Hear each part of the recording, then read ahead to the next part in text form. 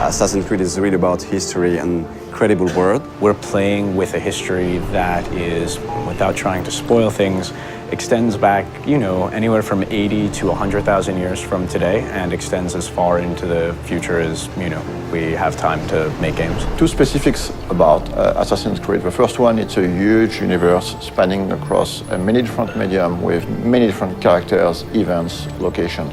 The second one is the community. The community on Assassin's Creed is extremely knowledgeable about this universe and also has very high expectation about what's coming next in terms of story. So putting all these things together, we realized it was time to fit everything into one reliable source of information. Actually, it really has been a back and forth process between the encyclopedia writers and the games writers to make sure that all the content of the book, of the encyclopedia, is really accurate. Well, we start by going through all the data, and then we would decide on what articles we wanted to do. And once we had that settled, we would write down a brief description of the article, send it out to the external writers, who would then return the full content to us. The best part about this project was adding new content.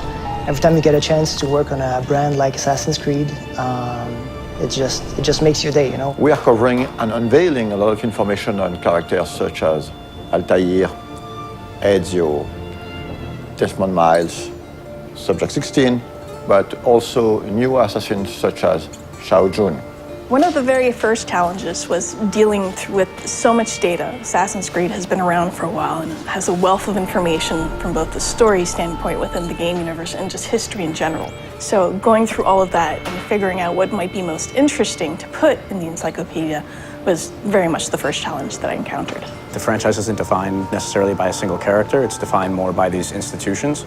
So we have the option of moving in and out of different historical periods, different geographical locations, different individual important events throughout human history. And so we have a wide variety of options, a lot of different material that we can mine for ideas and stories. Imagine this project as a huge puzzle with thousands of different pieces involving a lot of different people. We have tools to track all the narrative threads that we're creating. So we have database, we have Bibles, we have some visual guidelines. So my main role is to make sure everything fits together. So what we did was we tried to match specific kinds of content to writers whom we knew or figured would be interested in writing that kind of stuff. Some of the biggest experts on Assassin's Creed are actually within the community. So when the time came to start writing the encyclopedia, we realized it would be very good to try to seek one writers coming from the community. So I heard about the job writing for the Encyclopedia on the UB Workshop website,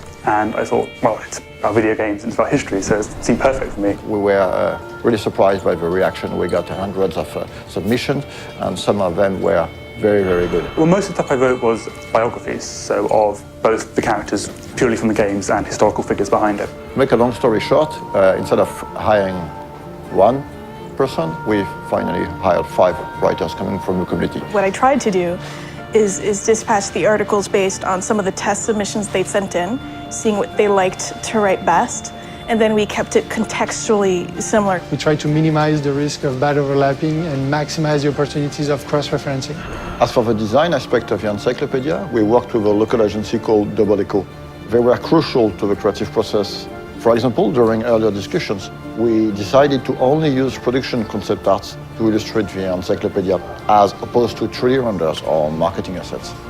The role of concept art is very important in the conception of a game. During the early stage of conception, we work on very high-level concepts. So it's about silhouette, a mood, skylines of the city, treatment for the characters, colors. It's quite remarkable how much of the stuff does have its ties to reality and things that really happened. And I'm pretty sure that readers will discover some really interesting and new information.